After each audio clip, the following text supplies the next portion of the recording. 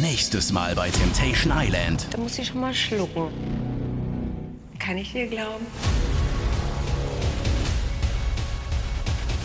Die ganzen Bilder, Massage, diese Tänze.